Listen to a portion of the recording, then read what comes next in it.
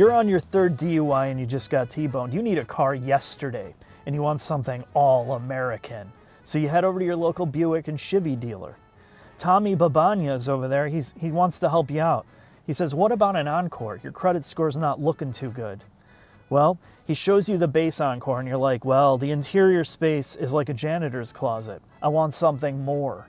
He's like, well, we can't get you much more except maybe the Encore GX, which is a completely different car than the regular Encore.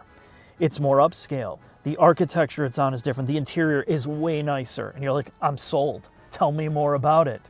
Well, he's like, it's got wireless Apple CarPlay. It's got an upgraded audio system. It's got automatic climate controls, leather surfaces in certain spots, and it's got stitching on the door panels. You're like, wow, this is a car I could drive. I'm feeling classy. And then he talks you into the Essence package. And you get down to signing the paperwork, and the price tag is at $34,000. You say, okay, sign me up for an 84-month loan. You start living in here, feeling good. You're driving back from the dealership, and you think, I'm all American. And then you watch a Savage Geese video, and you find out this is made in Korea, and the engine and transmission is made in Mexico. So what are you left with? You're left with an overpriced CUV. And if you're getting this for in the $20,000 price range, that is way more palatable, if you even know what that means. But let's talk about the technical attributes. The audio system we tested is surprisingly good. The harmonic distortion is not out of the realm of feasibility. The overall sound signature is on the warmer side, but it doesn't sound like a tin can like stuff out of the base Honda cars and some of the cheaper Hyundai and Kia products. The seats are comfortable, there's good adjustability, the back seats are nice, and the hatch space is smaller, but what do you expect here? It still feels way better than something like a Chevy Trax or a Ford EcoSport. So let's head into the shop and talk about some of the minute technical details before we drive this bad boy. Underneath the Buick Encore, since there are two variations of this, which I talked about in the interior space, this is the larger one. This can be scaled out and manufactured in multiple countries. The main thing here is it is a front-wheel drive first with the ability to add all-wheel drive onto it. Everything is steel with the exception of the knuckles in the front, and this is a strut front suspension and a torsion beam rear. And one of the reasons why they do the torsion beam is to lower the load floor a bit, and it's way cheaper to manufacture in scale. So that brings the price point down, and this is reflective of what you see on most $20,000 cars. Now, I will say the Buick counterparts or the Buick vehicles do spend a bit more energy on road isolation or noise isolation. So when you get out of this compared to something like the Trax, which it's not shared on, this is much quieter. You're not going to get a luxury car ride here. That's not what this is about. But I think the best thing to do is take this on the road, and we'll talk about more details there. Getting hot out there, real hot. When it's this hot, it's hard to crank. You can be cranking all night. Oh yeah. It's hard to crank. We got something for you. We got Jungle Power. He's gonna put Jungle Power in all by himself. Look at that. Oh yeah. Don't worry about how we do our job. We've done this before, trust me. Check this out. Yeah, that's right. Yeah, right there. This guy. He knows how to work equipment. Ooh, get ready. Here it comes. You want it? There's only one way to get it. Unfriend, unsubscribe, everything to Savage Geese. Ugh, gross. Makes me sick.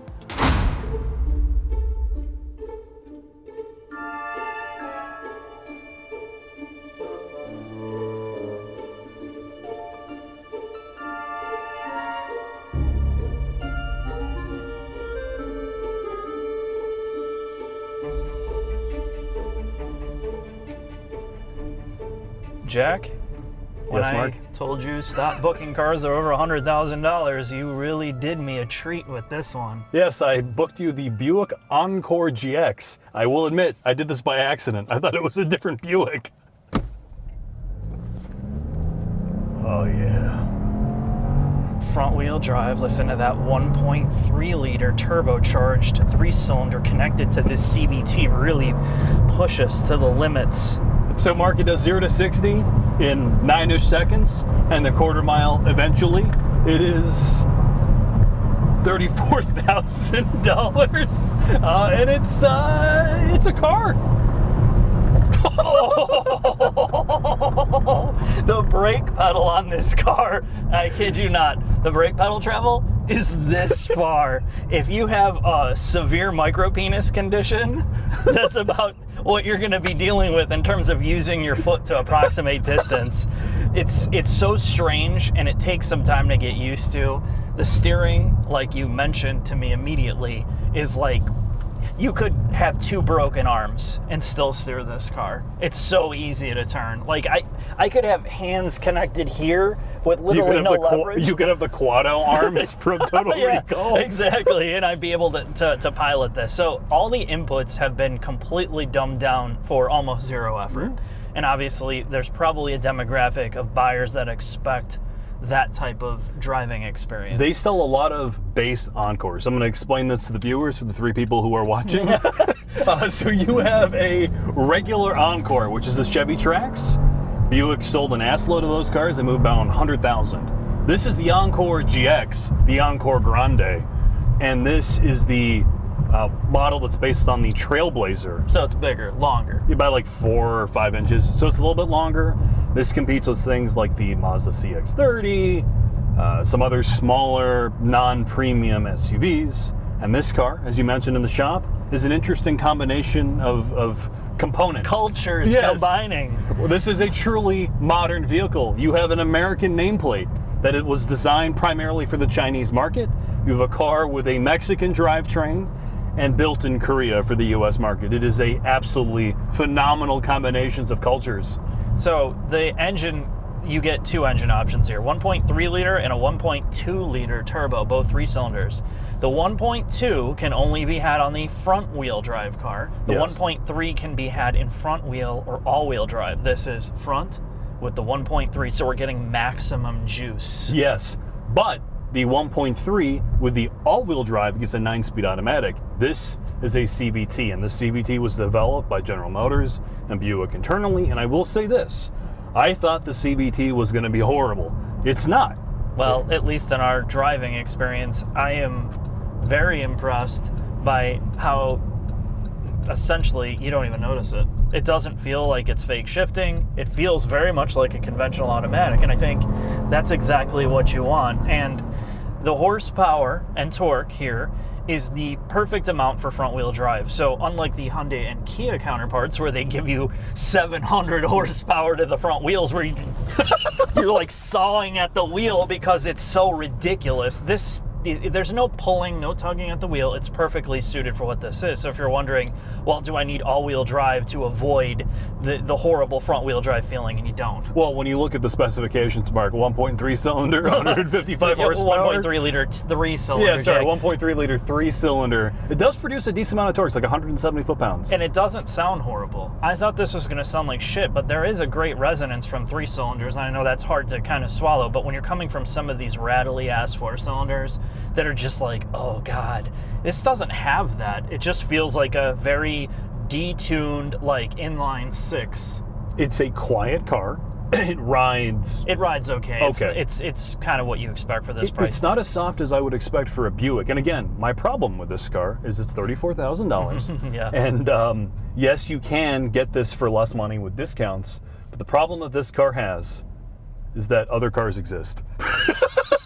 I think we're going to leave it at that, Jack. And perfect timing. Our friends have come to stop this drive because they are sick of hearing about it. All right, Mark, let's head into the final thoughts.